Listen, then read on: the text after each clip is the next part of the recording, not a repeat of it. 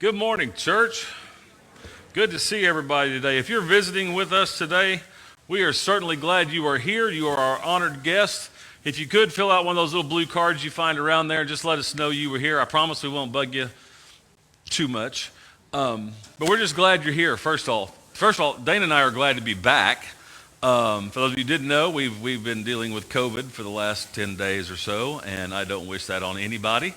So we will see how this goes this morning. This is probably the longest I have talked in the last 10 days, so we'll see how it works. Right now I'm still fighting a cough, so stop and drink a little water from here. And I have my fisherman's friend.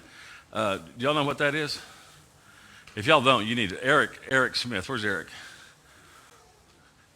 Best things in the world. He's shaking his head. They are the most nastiest tasting cough drops that have ever been created on the planet, but they work. Okay, it's one of those things where it's necessary evil. So there you go. If you got your Bibles, we're going to be in Luke chapter 14 this morning. We're going to continue on in our theme this year of Christ we proclaim. As I got to our text today, though, I have to be honest with you, I was looking through it, studying it, and in the back of my head, I'm going, man, I just preached this. And at my age, that's not uncommon for me to think, oh, I just preached this, and come to find out it was 4 years ago.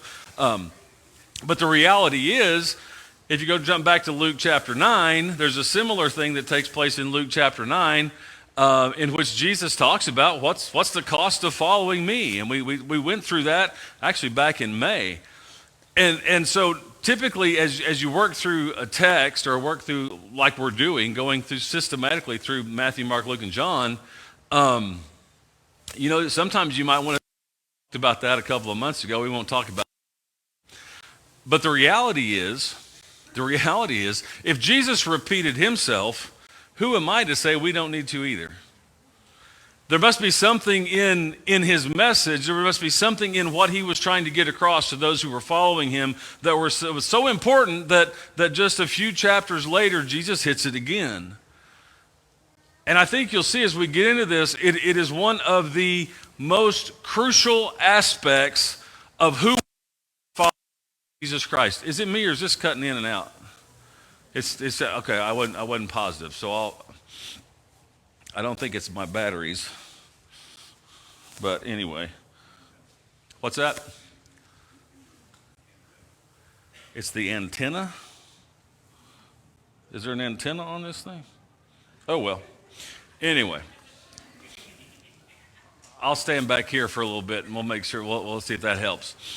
We get to Luke chapter 14, and Jesus is going to give us a picture of what it looks like, what it actually means, and what it actually involves in being a disciple of Jesus Christ. And if you're here today, then I have to assume that there's a part of you that wants to be a follower of Jesus. I mean, you wouldn't be here this morning. Maybe somebody invited you and you came, but for the most part, we're here because we proclaim allegiance to Jesus Christ. We want to be his disciple. We want to be his follower. Is that a true statement? Amen? Head nods? Yeah, okay, that's what we want. Okay, when we get to Luke chapter 15 or 14, Jesus is going to say, okay, if you need a billboard, in marketing, they put out, like the armed forces, they've got all these billboards about, come be one of us. And, they show you exotic places and planes and boats and all this different kinds of stuff to try to convince you to become a follower. And here Jesus in chapter 14 is going to say, okay, you want to be a follower of mine? Here's my ad. Here's my. All right. So if you got your Bibles, let's go to Luke chapter 14. We'll start in verse 25.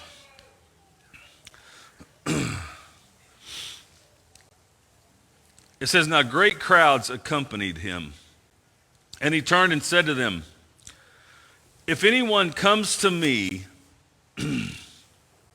and does not hate his own father and mother and wife and children and brothers and sisters, yes, even his own life, he cannot be my disciple.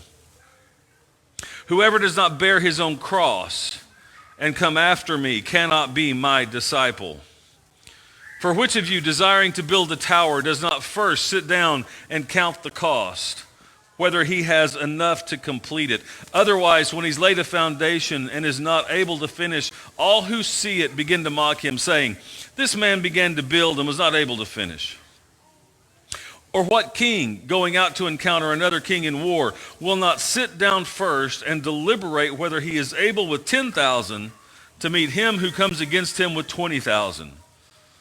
And if not, while the other is yet a great way off, he sends a delegation and asks for terms of peace. So therefore, any one of you who does not renounce all that he has cannot be my disciple.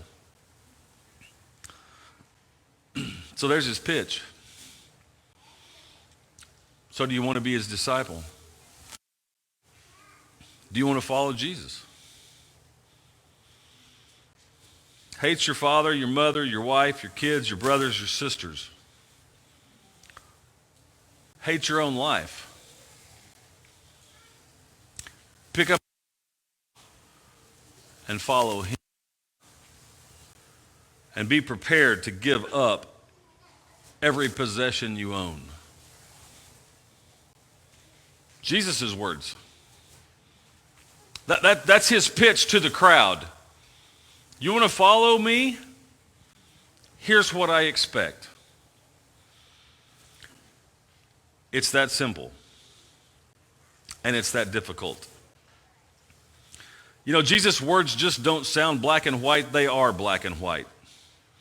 Because in his mind, it's all or nothing. There is no in between. Not at all. We are either in or we are out. And his words are likely not the thing that comes to mind, though, when we consider faithfulness or we consider what does it mean to be a Christian. We often don't talk about what demands are placed on us or what sacrifices we have to make to follow Jesus. Often when someone says, well, are you a follower of Jesus? And we say yes, and they say, well, why? We go to a set of beliefs. Well, because I believe that and I believe this. And it's more about what we believe than what we do and who we are. Jesus comes and says, listen, if you're going to be a disciple of mine, if you're going to be a follower of mine, it has to be about what you do, who you are, not just merely what you believe. Is belief important? Absolutely. Don't get me wrong. Not discounting that at all. But I'm not talking about salvation. I'm not talking about the future or heaven or hell. This is about who we are and how we live right now, right here today. This is about how we do Mondays and Wednesdays and Thursdays. Not just what we do for a couple of hours on Sunday, but who we are fundamentally each and every day, every waking minute of our lives. It's about who we are as followers of Jesus Christ. Now, I fully suspect sometimes our tendency when we come to passages like this is to try to soften it and to maybe explain it away a little bit, to reinterpret it, to make it fit our lives and our situations. That temptation, though, is just another symptom of what I'll call consumerism that infects much of society and much of the church and much of our faith. Too often our faith excuse me, is treated like a big buffet. How many of you besides Paul like big buffets? I like buffets. They lose money when I go to a buffet. The great thing, and I remember we had a Golden Corral. Y'all remember Golden Corral? They still have those around? Paul, they still around? Paul's telling me they're still around. Okay. All right. As a kid, we'd go to these buffets, and I'm like in hog heaven because, you know what? I could get like 6 pieces of chicken fried steak. Hey, it's a buffet. Get what you want, right? And cover it up with some cream gravy, and then I'd go down the line, some mashed potatoes. Yeah, I want those. Oh, big pan of lima beans. Moving on. Green beans. No, okay, I'll get a couple just to make mom happy. And then you get to the end, and what's at the end? Dessert. All you can eat. Yeah, I'm telling you what, I go back to the table, I'd have fried steak, 2 green beans, 3 pieces of chocolate pie, and whatever else I could put on there. And I'm like, man, this is great. This is my kind of restaurant. And if you ate it all, guess what you could do? You could go back and get more. And see, we kind of like that. But the problem, we expect the exact same thing in our faith. We expect the exact same thing in our church. And we start walking around and we go, okay, I want some of this. Oh, I want some really hip contemporary songs. Okay, I really want some short sermons.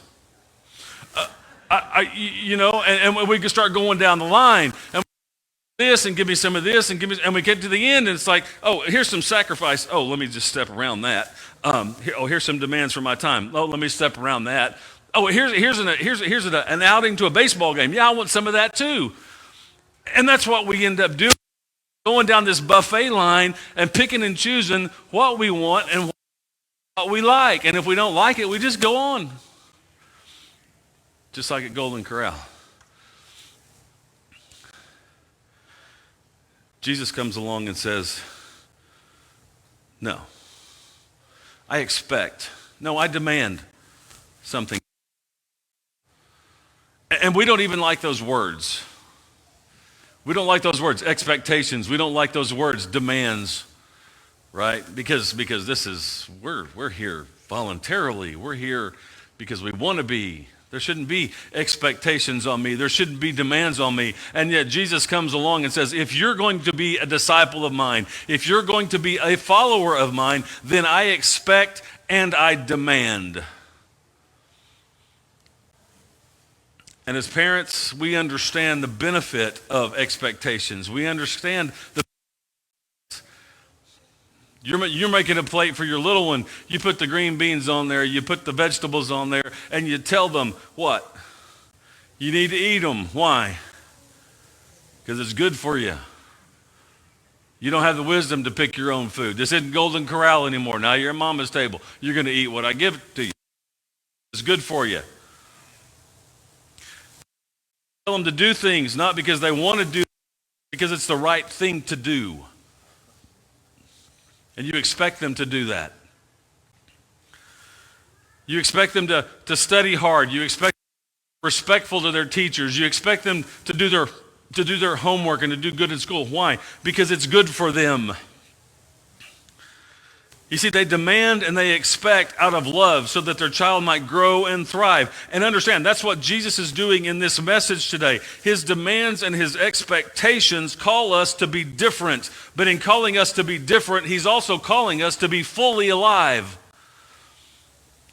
To be like him. It's the exact same choice Moses set before the Israelites in Deuteronomy 30. If you've got your Bible, turn over there. I just want you to see how this is bracketed at both ends of the book. Deuteronomy 30, starting in verse 15. Listen to what Moses tells. See, I have set before you today life and good, death and evil. If you obey the commandments of the Lord your God, you today, by loving the Lord your God, by walking in his ways, by keeping his commandments and his statutes and his rules, then you shall live and multiply, and the Lord your God will bless you in the land that you are entering to take possession of it.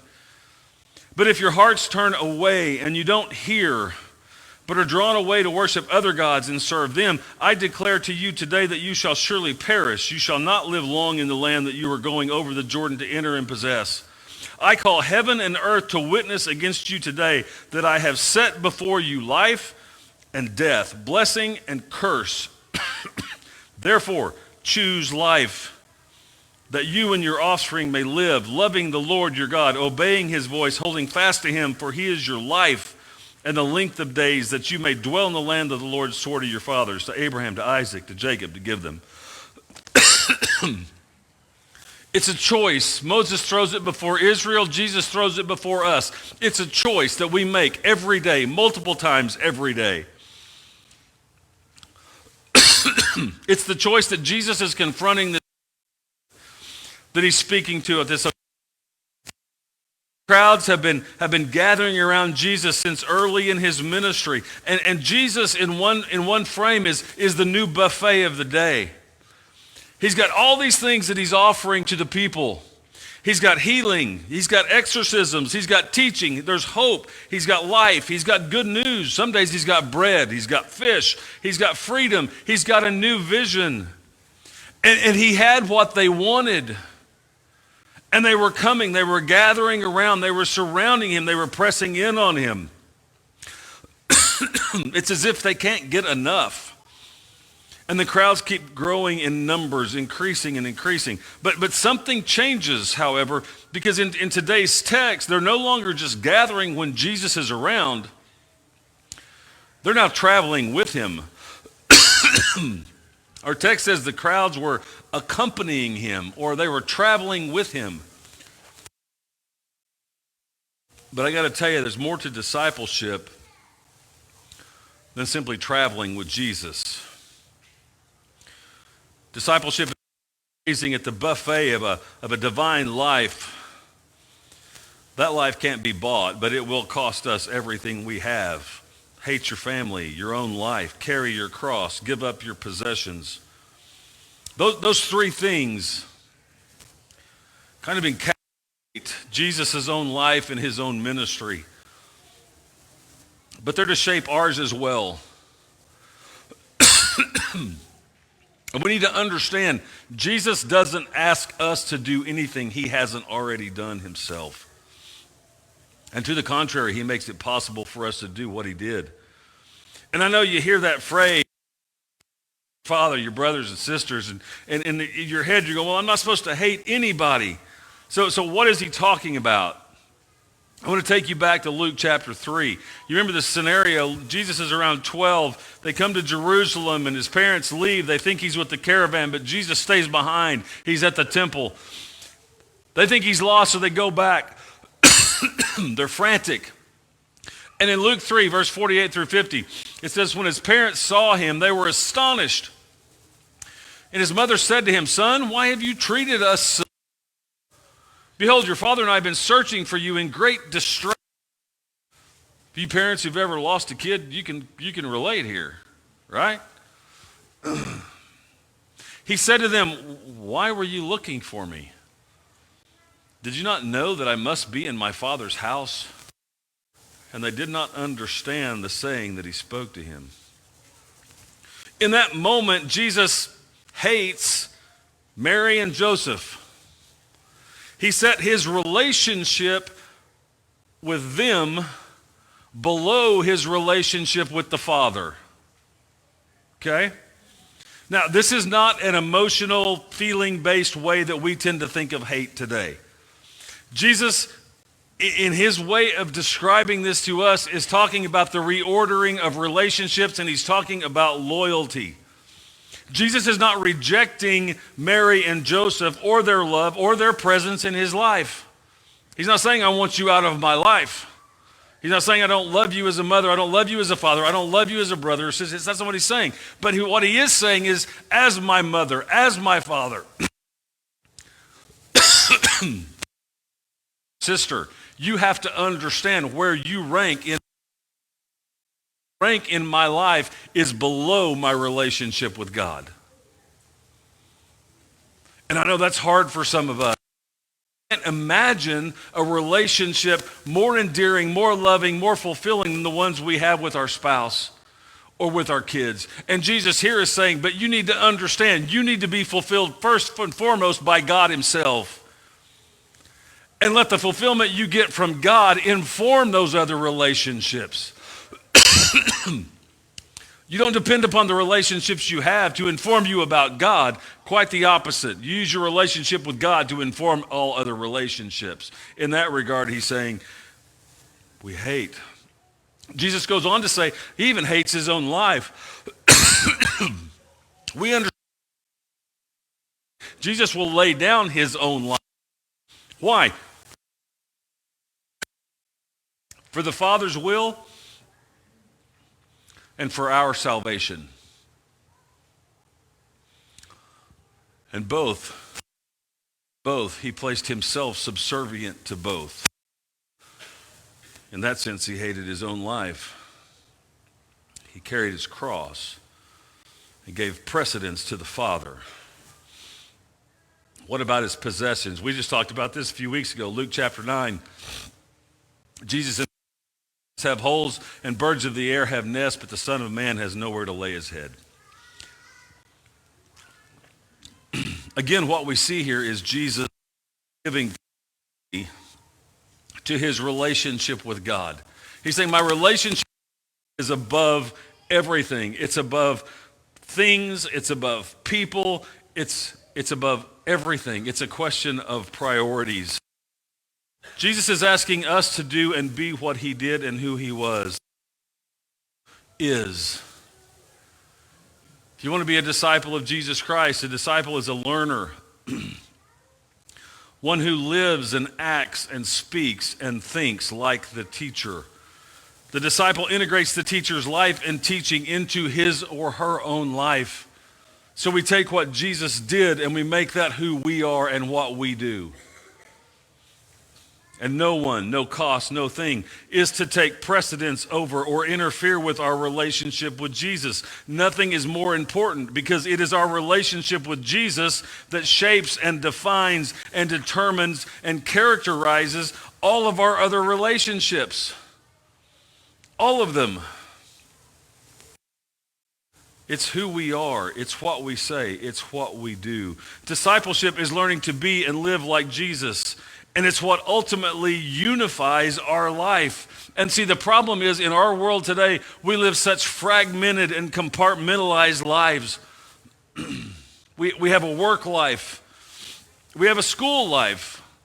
We have family life. We have a home life. We have an internet life. We have a recreational life. We've got a political life. We've got a civic life. And we've got a church life. We've got all these different areas of life in which we interact. And that fragmentation then allows us to prioritize whatever segment of life we happen to be functioning in at the time.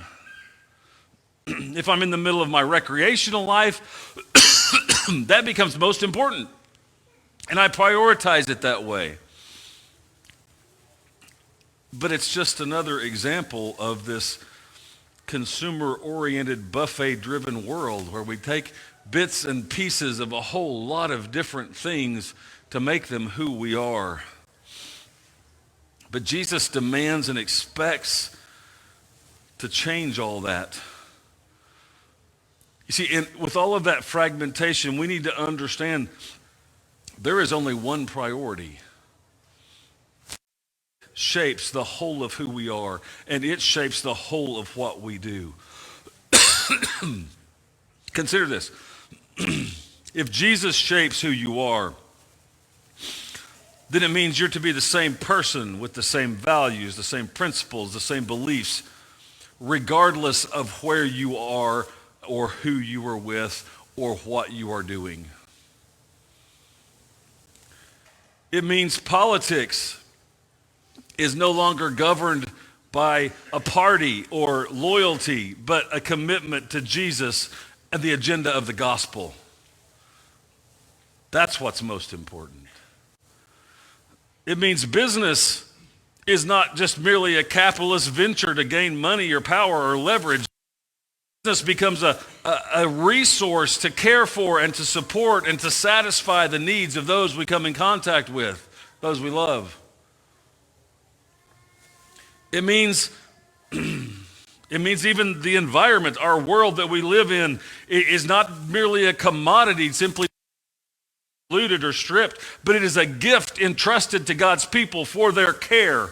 A gift that manifests and reveals God in his holiness and his glory every time we see it. And we treat it as such. It means everything we do, everything we choose, arises from and reveals our life in and our love for Jesus Christ.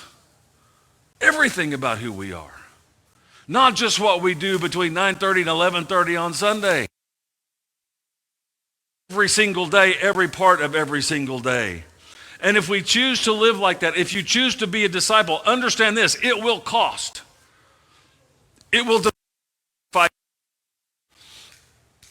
But we shouldn't be surprised because we all sacrifice and we all pay cost all the time. Why should following Jesus be different? Because in our world today, what we want is we want a religion and we want a belief structure that doesn't cost us anything. I don't want it to cost me any money. I don't want to have to change my mind. I don't want to have to change my actions. I don't want to have to change my habits. I don't want to have to change anything. If I'm in a religion like that, I'll follow it all day long, right? But we know sacrifice, right? We sacrifice money and years of study for an education to get a piece of paper to hang on the wall. We sacrifice and long hours and weekends to make a successful career. We give that up. Time and money and opportunities to make sure they go to the right camp or that they can perform the right activities, go and be a part of the right sports team. It's for all that to happen. Some of you may even sacrifice dessert for a healthy diet. I didn't get any amens on that one. But we understand the premise, right? We understand the premise. If you want to go to the gym and work out, you may have to sacrifice some time to get up in the morning and go do that. We get the concept of sacrifice. Some of you have saved and sacrificed in order to buy a home or to buy a car or to go on a vacation. We understand that. Why do we think that when we come to Jesus Christ to say, if I'm going to follow you, that there's not going to be a sacrifice or cost involved? We know how to make sacrifices. We know how to pay the cost. And we do it because things are important to us. They are priorities for us. There's nothing wrong with any of those things I just talked about. They're good, important aspects of our lives, but we cannot avoid the obvious question to which this leads. What costs are we willing to pay, and what sacrifice of Jesus Christ? I don't know what your answer is. The answer will be different for each one of us, but I'm sure I'm sorry.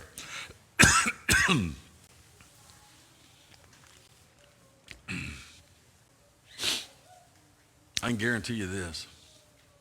Whatever it is, it will involve reordering the priorities you've already established in your life. It will mean you consciously making an effort to put Jesus where Jesus needs to be, which is foremost in everything you do. And it has consequences. It has consequences for your relationships, for your time, for your money, for your work, for your energy, for your effort. Understand, no part of our life is left untouched if we claim to be a disciple of Jesus Christ. If we want to know what our priority is, what orients or drives or directs our life, we just need to look at the choices we make, what we choose to say and do, the ways in which we spend our time, our money, our energy. And then just simply ask yourself, what choices say about me? Do the choices I make in my life reflect me as a follower of Jesus Christ? Or do they reflect me as a follower of my own selfish desires and my own selfish needs and wants? What new choices might more closely align our lives with Jesus?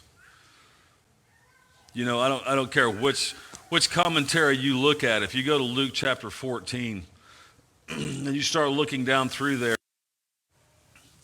almost every commentator out there will say, this is one of those hard sayings of Jesus.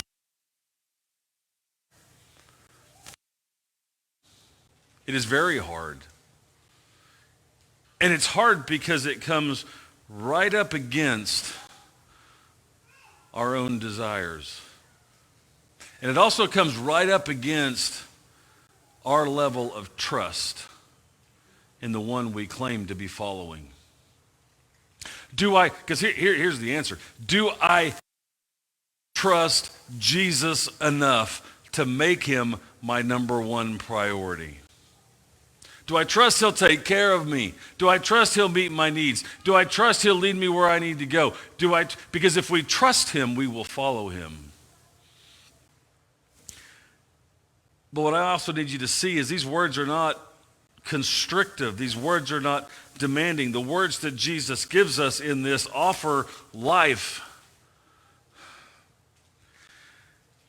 And isn't that why we show up here today? We want life. We want to be fully alive. We want to be real. We want to be authentic. People to see us for who we are and love us for who we are. We want to be honest. We want to be like Jesus. I hope that's why you're here. And what you also need to understand is you can be. We can do this. Christ has made this possible for us. Let's not lose the power and the gift of his words. Let's not lose this moment. Let's not leave here the same person that we were when we came in, because we have the ability within us to reorder our lives. We have to declare what is most important in our life. We have the ability to, as Moses declared to Israel, today, choose life. Jesus, today, I offer you life. Choose life.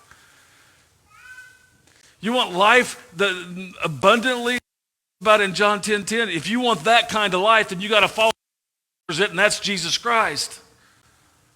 And the world is going to tell you, and I guarantee you, as soon as you walk out here and you turn the TV on or you turn the radio on, the world is going to start telling you what you need to make a priority in your life. It's got to be your education. It's got to be your kids' education. It's got to be your kids' sports. It's got to be your retirement income. It's got to be your house. It's got to be your cars. It's got to be your vacation plans. All of these things in the world. That's what society says. That's what's most important. That's what's going to give you life. That's what's going to give you happiness. That's what's going to sustain you. And you know what? It's a bold-faced lie. There's only one thing that can give Jesus Christ. And he says if you want it, you got to. But you got to. Everything about your life, what your priorities are, what your interests are, everything has got to be reprioritized with Jesus as top, trusting that he will take you where you need to be, he will lead you where you need to go, and he will give you life like you cannot imagine. And isn't that what we want? Another vacation, there's always another house, there's always another car. But there's only one Jesus. And today he asks you, he asks me, he asks every one of us, where do I rank in your life? Where do I rank in your list of priorities? And today, man, don't leave here. If you haven't, just take that one thing. One part of your life you can change to say, you know what, I'm going to make Jesus head in that. If he doesn't respond, he will give you life.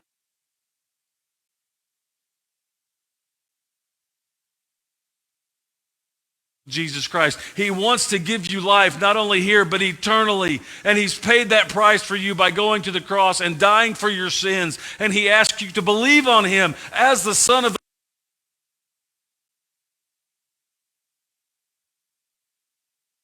baptism. If you haven't done that, understand life today. Don't walk out of maybe